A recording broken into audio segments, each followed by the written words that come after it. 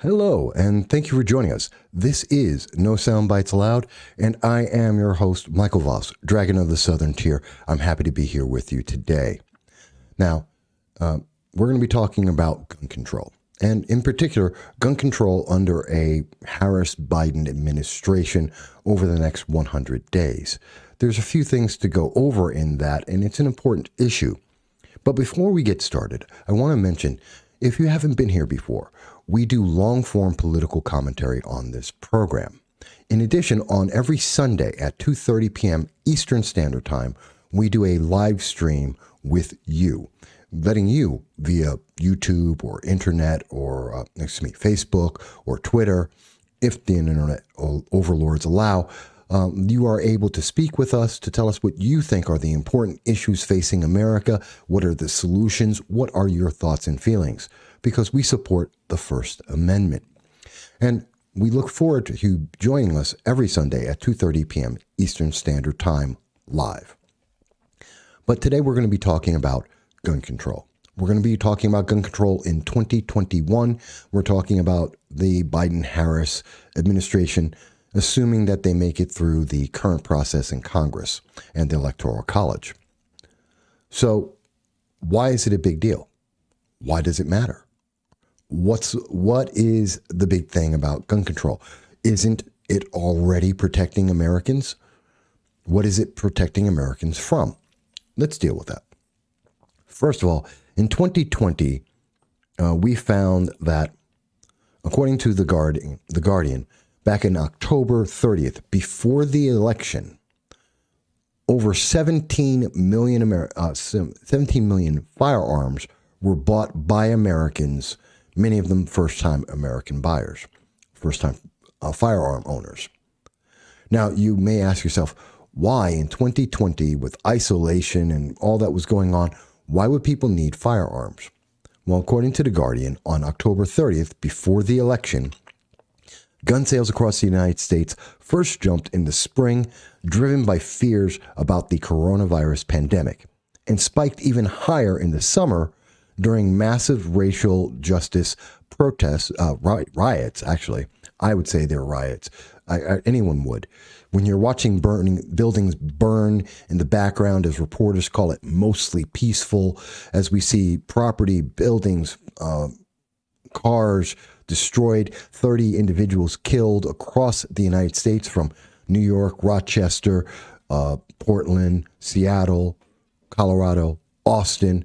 Yeah, those are riots. They weren't protests.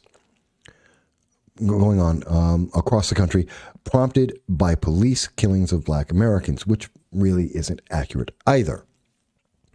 But that's why 17 million firearms in October were bought by Americans. You're locked in your homes, there's fewer police, and there are riots going on all across the country, breaking businesses and burning down buildings. Yeah, a lot of people were afraid. A lot of people were concerned. And the reason they were able to do that is because there is the Second Amendment. And in the Second Amendment, it states, a well-regulated militia being necessary for the security of a free state, the right of the people to keep and bear arms shall not be infringed. Now, the commas that you see in there are absolutely essential and critical. They make the difference. We live in a society today with text messaging language instead of English and grammar. Commas make a difference. So much so that in 2008, the Supreme Court held that the Second Amendment protects an individual right to possess a firearm unconnected with service in a militia and to use that firearm for traditional lawful purposes such as self-defense within a home. In other words, it's not about hunting. It has never been about hunting. And you have the right to have that firearm as a person. Now, this is not popular in many colleges. It's not popular in many schools. It is not the way the Second Amendment is being taught, nor is it how it has been written. In fact, I've seen where in some far left writings of the Constitution where they rewrite the Second Amendment, and they try and convince people that it's about hunting. It never has been about that. It was created by individuals creating a free new country in a time of war and wanted to be able to protect themselves and their new country. So we know it's the Second Amendment, and the Second Amendment gives us these rights, these privileges that are almost, unique to the United States alone. But not everyone agrees with that. Not everyone thinks that you have the right to do so, even though it is a right absolutely defined in the Constitution and the amendments. One of those individuals is Kamala Harris. Kamala Harris in April of 2019 stated that in 100 days, if she were to be elected, which didn't happen, but if she were to be the nominee and to win, that within 100 days, she would use executive orders to allow herself to take away firearms from the American people. This is explicitly in violation of the Constitution. It is explicitly in violation of executive orders and the parameters of those powers that a president may have. Kamala Harris didn't get that opportunity. She was rejected by Democrats, never getting over 5% in the nomination process, and she withdrew from the race later to become the vice presidential candidate because she's black and a woman. She's a woman of color, and because she's Indian, and the fact that she's a woman. But Joe Biden did get the nomination. And with some questions, it seems that Joe Biden is president-elect. So what did Joe Biden have to say about gun control, which he has spoken about quite a bit? Well, one of the things he mentioned, coming from The Independent on December 14th of 2020, he states in part, quote, "Together with you and millions of our fellow Americans of every background, all across the nation, we will fight to end this scourge on our society and enact common sense reforms that are supported by a majority of Americans and that will save countless lives." Well, let's look at that for a second here. Millions of Americans. So he's trying to make it feel like it's not just progressives. It's conservatives and libertarians and Republicans all want gun control, which is not true. And that they all want the same kind of gun control, which is also very not true. But he wants you to feel that way because the feeling is important because that allows him to do this. And he wants to enact common sense reforms. Well, where have you heard that before? Over the last 20 years, every effort of gun control that has passed or has been proposed has been called common sense. Common sense is what the Second Amendment is. It's very simple. See, the Constitution, the Second Amendment was written, basically it's one sentence. It's a very simple, very easily read statement. Not the 5,593 page documents that we get from Congress today. No, it was very straightforward. That's common sense, not what Joe Biden is offering. Because he, like Kamala Harris, believes in taking away firearms. He wants stronger gun control, as is cited here in The Independent. So you have to ask yourself, well, why does he want more gun control? Why are people buying more firearms? What's going on? Well, here's what's going on. On December 18th, ABC News reported that fear fuels gun sales as Biden vows crackdown. 4 days after telling America that he wants to enact, quote, common sense reforms, end quote, 4 million Americans went out and bought a firearm because they believe he's not going to make common sense. He's not going to protect the public. And he goes on to say, and part of this is in reference to, after this George Floyd incident, the crime rate in Minneapolis has skyrocketed, according to a resident of Minneapolis. And she goes on to say, quote, and now they're wondering, why the police can't get there quick enough because there is no police, but yet they want to defund the police. That's because in Minneapolis, one of the cities devastated by riots from Antifa and political leaders of tomorrow, or otherwise known as Plot, and BLM, devastated the city, causing billions of dollars in damage, and the city, as a reaction, cut the police force, cutting $8 million from their funding, and some of the city council in Minneapolis suggesting that there should be no police whatsoever, getting rid of them entirely. And again, as the resident mentions, there was violence that skyrocketed. This is a problem. This is why. Because Joe Biden has no objection to BLM. He counted on them for the election. He supported them. Kamala Harris supported BLM, paid for people who were arrested at these riots to get out of jail. And they both promoted the idea of bail reform, where individuals would not stay in jail even if they committed serious crimes. So why would you have any confidence? But you'd also have to ask the question, well, what's going on with common sense reforms? Let's take an example of where every common sense gun control reform has been enacted and has been enacted for several years. That location, of course, is Chicago. And in 2020, according to ABC News, on January 1st of 2021, they reported that in 2020, and they buried this in the bottom of the page so you wouldn't necessarily look for it. They really wanted to keep it away from the headline.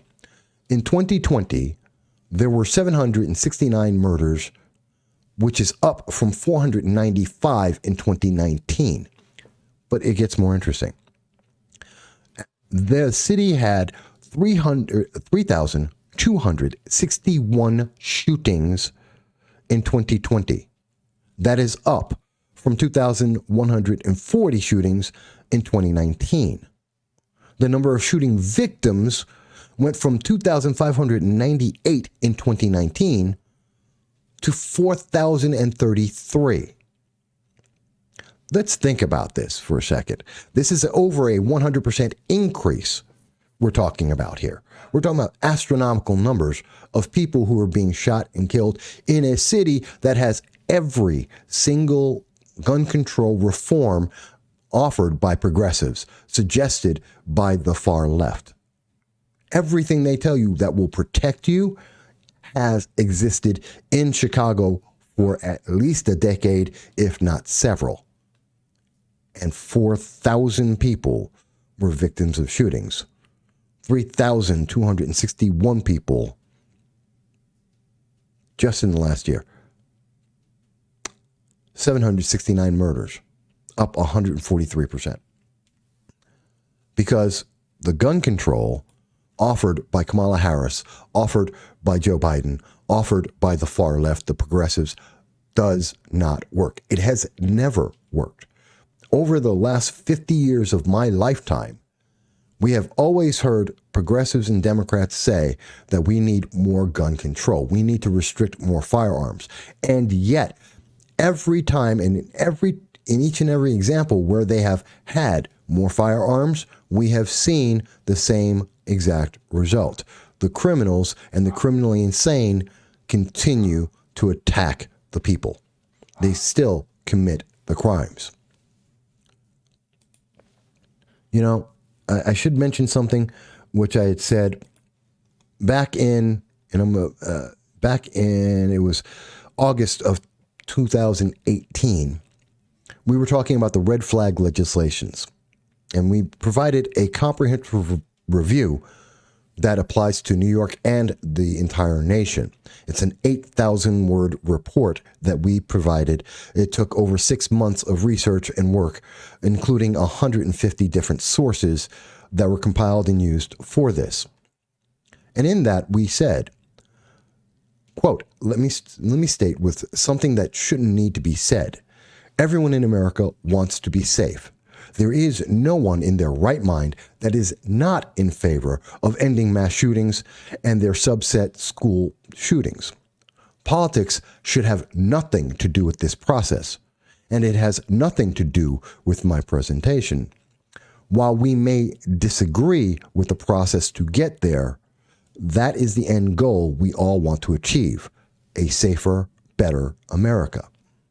But the path we take to that end goal is important. The consequences to the route to a safer America must be considered. We cannot recklessly or emotionally rush forward out of a need to, quote, do something. That ultimately is either ineffective or worse, causes even greater damage to our nation and our society in the long run. Links to all of the image sites and news articles we're presenting here are going to be in the description so that you can read everything in full for yourself. But that's a very important statement we said. We cannot just rush out and, as Joe Biden has said, enact common sense reforms without considering what those reforms are and what do they actually do. We cannot, like Kamala Harris has said, in 100 days have an answer, or she will break the law and break the Constitution. It doesn't work that way. In fact, we have to also understand that much of the information we're being given is incorrect. It is unstable and unreliable. In particular, I'm talking about the CDC, who on June 11th had admitted that their information is incorrect. As a matter of fact, here it is. It says right here, the CDC provides annual estimates of the number of people injured, not killed, by guns. But even the CDC will tell you that its data should be taken with a massive grain of salt. It appended its notes to its 2016 and 2017 findings that warned its figures were, quote, unstable and potentially unreliable, end quote. Is that incredible?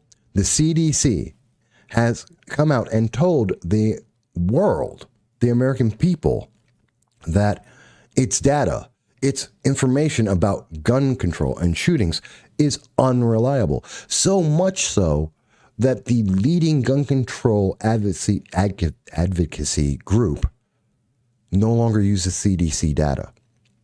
They've thrown it out because it's unreliable, because the numbers are incorrect. But all of this put together led to a very simple thing: red flag legislation. And I'm not going to talk about this New York SAFE Act. I'm not going to talk about the other gun control proposals that have been enacted. Let's just look at one thing and see if it has actually made our lives safer. And I'm specifically looking in New York, but red flag legislation exists in 17 states at this moment. And it has been considered several times to be enacted on a national level. It's been presented. President Trump has at times been in favor of it and been against it. Republicans have been in favor of it and against it, as well as Democrats. But in New York State, it was pushed through. In fact, looking at January 3rd, New York State's site, we see that New York State says that the red flag protection law was passed on August 24th of 2019. And the law prevents individuals who show signs of being a threat to themselves or others from purchasing or possessing any kind of firearm. That this new law builds on New York's strongest in the nation gun laws and makes New York the first in the United States to empower its teachers and school administrators to prevent school shootings, which is really not true. That's not true at all, actually. That's really playing with the semantics of the wording because it's not a first in the nation event. But also, it hasn't stopped the crimes. It hasn't stopped criminals or the deranged. In fact, as a result of that law, we said back on March 24th of 2019, we had been warning the reasons why the red flag laws don't work is the cost in dollars and manpower. You just can't have enough people running around trying to grab the guns from 160 million people. never going to happen. That criminals in the deranged don't care. As we saw in Chicago, with 4,000 people being victims of gun violence, criminals don't care. The deranged don't care.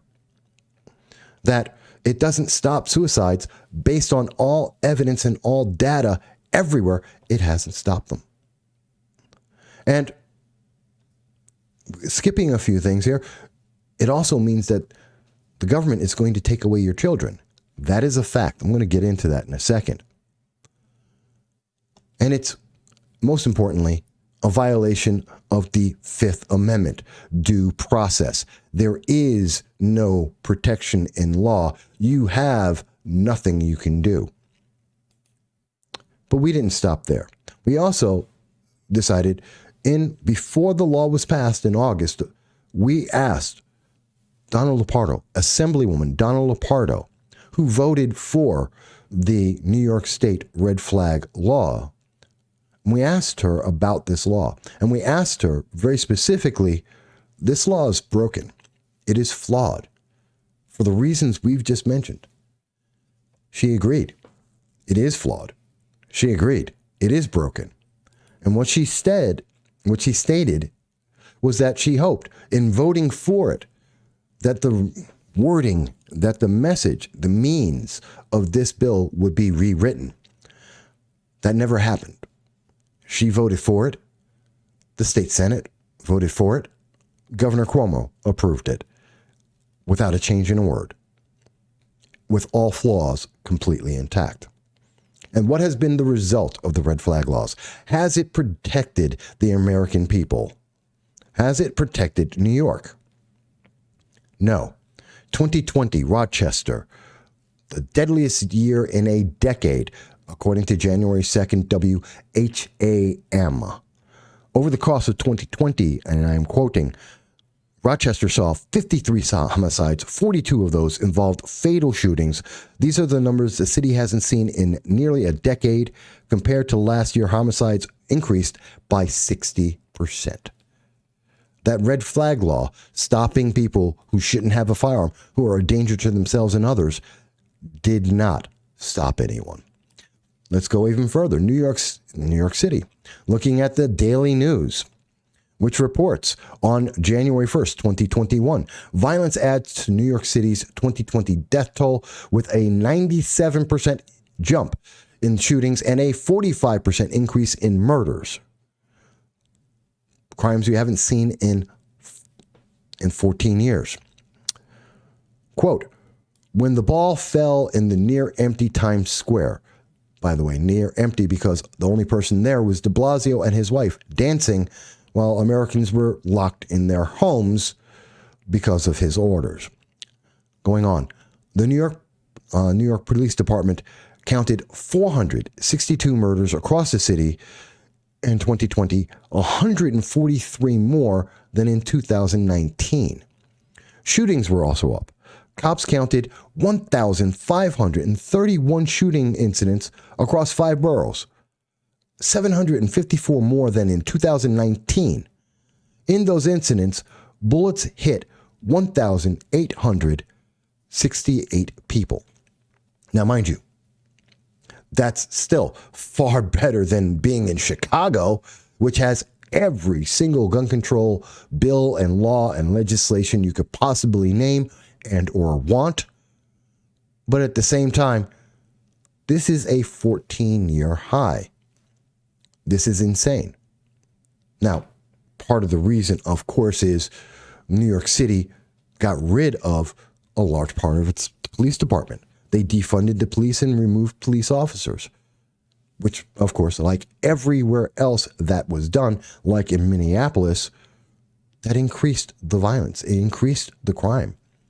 But those red flag gun laws, again, you have fewer police to try and enforce a very badly flawed law. They can't do it. Do you think you understand why there were how many people were it that bought firearms in 2020?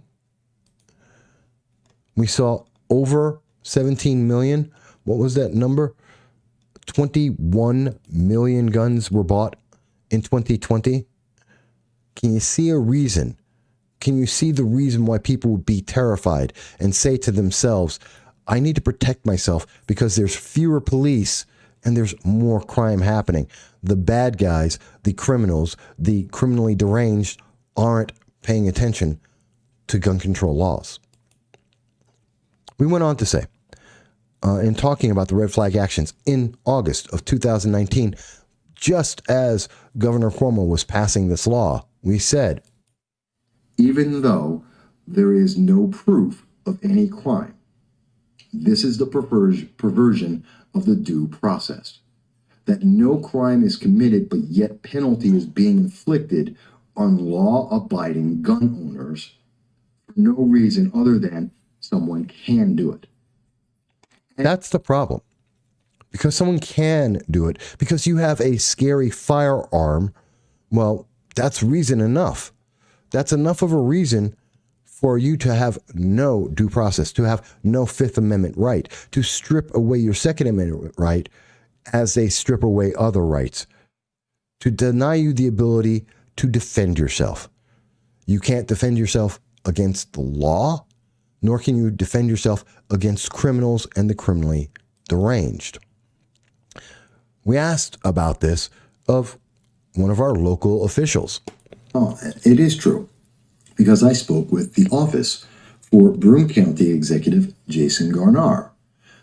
And Jason, his office, which are very open and very friendly to me most of the time, I spoke with them. I sent them a letter asking in August, actually in September, and I asked them how much is going to be spent by Broome County on the new red flag legislation. And programs may be cut from Broome County and the residents of Broome County to make up that money. And the answer I got back from the office of Broome County Executive Jason Garnar is they have no idea. They did not count it, and they do not know. Okay. No idea. Again, I'm going to bring this back. Can you understand why 21 million Americans bought a firearm? Why, or rather I should say 21 million firearms were bought in 2020. Can you understand why people were fearful that as we saw police departments across the nation being whittled down because of the rioting efforts of BLM, of Plot, of Antifa, the threats and well, basically their threats and physical violence that they were inflicting would cause people to say, I need to protect myself. As people were locked in their homes, isolated from the rest of society, unsure of what's going on just beyond their doors because of COVID-19. And we have a government that says at the local level, at the state level, even at the federal level, saying, oh, and we have no idea how to do this. We know we've cut the police forces. We know we've cut funding. We know that we've taken away resources, and we have no idea how you're going to follow this law, but follow this law anyway. Can you understand why there may be a lack of confidence from the American people in the idea that gun control is supposed to protect them, even though we have all of this evidence saying, but it probably won't. But in New York State, we did have the red flag legislation. The red flag legislation was used against 624 fellow Americans. According to New York State Unified Court System, as of November 6th, we know that for a fact. Although some of these may be duplicates of one person, of more than one time, a red flag action was used against the same person. And one of the problems, as we mentioned before, one of the problems we highlighted about this, about the red flag legislation, is not that just that you're losing your Fifth Amendment right or your Second Amendment right. It's also the fact that New York State or any of the 17 states that have red flag laws will take your kids. Something that isn't well documented in any of the states but something that is required by the Child Protective Services of each state. And in New York State, we asked, and we sent in a FOIA, which is a Freedom of Information Act request, demanding from the government of New York to produce and tell us how many children were taken from their parents because of the red flag or ERPO, Extreme Risk Protection Order actions in New York State, out of the 624 that we know that happened. We put in this request in October. In December, we received a response which states, as you can see, that there is a response, that some number of children have been removed from their families because of a red flag law where no law was broken, where no crime was committed, where no one had a chance to defend themselves, and the state came in and took their children without any cause. They just don't know if they can tell us how many that were. And it's taken them over 2 months to still not tell us how many families were taken in violation of the Fifth Amendment, in violation of the Second Amendment, in violation of parental rights. I can tell you what the red flag laws did do, though. One example of what they did do was in February 20th of 2020, just before the lockdowns took place, where the police seized 80 guns from a Rome liquor store owner because he had an argument with one of his employees. The owner was Michael Deshane, and he's the one who had the 80 firearms. He had a very hot and heated argument with a former employee. And that employee then used the red flag laws to take his 80 firearms. Now, was that totalitarian or was it for the protection of the public? Well, that's a hard question. A lot of people had different views on that. In fact, some in the media defended the red flag law, saying that this was exactly what was needed to protect the public, even though no crime had been committed, no threat was made, no credible threat was made. Yes, there was a heated argument. Yes, someone said, "I will kill you." As we have seen many people say in many arguments. Maybe you said it to someone in your lifetime. That doesn't mean you're going to do it. Just because you may or may not also have owned a firearm, like 1 out of 2 Americans throughout the country. But we do know what the red flag law did, in fact, do. We do, in fact, know what the result was. Michael Deshane killed himself. Because red flag laws destroyed his reputation. They destroyed his position in his community. It destroyed his business. It destroyed his personal life. He was dragged through the mud by the media across national news because of an argument he had, because he owned firearms, and because he felt like he was ostracized, that he was a criminal, without ever being punished, without ever having his day in court. He killed himself. That is what red flags will do. They will increase the number of suicides in some cases. They kill people. And they don't protect people from suicides.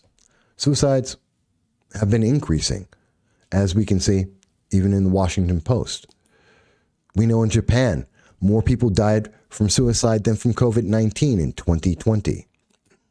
We know that according to one of these several studies that were done, and you can see this, the impact of the COVID-19 pandemic on self-harm and suicidal behavior, we know that in all of the findings of all of the reviews and studies, that somewhere between 1% and 145% increase in suicide has happened because of the coronavirus. Because people are scared. Because people are afraid. They're afraid of the violence of Antifa. They're afraid of the spike in fears of the pandemic and the violence and the riots throughout our summers. So let's summarize this. Let's look at this. What are we expecting in the next 100 days? We know that Joe Biden is looking to enact, quote, common sense reforms. We know that Kamala Harris is more than willing to try and convince Joe Biden, who may or may not be mentally impaired, to use executive orders in a way that is blatantly against the definition of an executive order to deny a class of people their right to the Second Amendment. We know that in 17 states and growing, there is a desire by progressives to have red flag legislation that denies people the Fifth Amendment right to own a firearm, to deny them the ability to have a family, as they will take away children from parents, all without giving a person a chance to even be aware that they are about to be punished by a state because they dared to own a firearm. And we know that having red flag legislation in 17 states there to stop suicides, it has not. There to stop crime, it has not. To prevent shootings, it has not. We know this in Rochester. We know this in New York City. We know this in Chicago. Red flags, gun control does not work. Because criminals and the criminally insane do not follow laws. It's just that simple. It's just that simple. Criminals and the deranged are unfazed. We have seen that through all time, going back to 1994 and the gun ban, through all of the red flag actions. And from the studies done on 1,500 red flag actions in Connecticut and 404 in Indiana, it doesn't work. Take this as a warning. Take this as a message. Take this as food for thought. Maybe you disagree. Maybe you don't like the sources that are all credible sources. Maybe you don't like the feeling, the emotion. Maybe you just don't like firearms. Okay, please leave your comments. We want to hear. But one thing that we definitely believe and conclude from this evidence and this information, and for over a decade of study and review, gun control, as proposed by the far left, by progressives like Alexandria Ocasio-Cortez, Bernie Sanders, Kamala Harris, and of course, Joe Biden, will not make you safer. It will make you less free. And that is not a good trade-off. But we want to hear what you think. And we look forward to seeing you on Sunday at 2:30 p.m. Eastern Standard Time. And of course, if you have enjoyed any part of this information and the descriptions and links down in the YouTube description, if you have enjoyed that, please do subscribe, do like, and share. But until the next time, we hope you're going to be well. Thank you.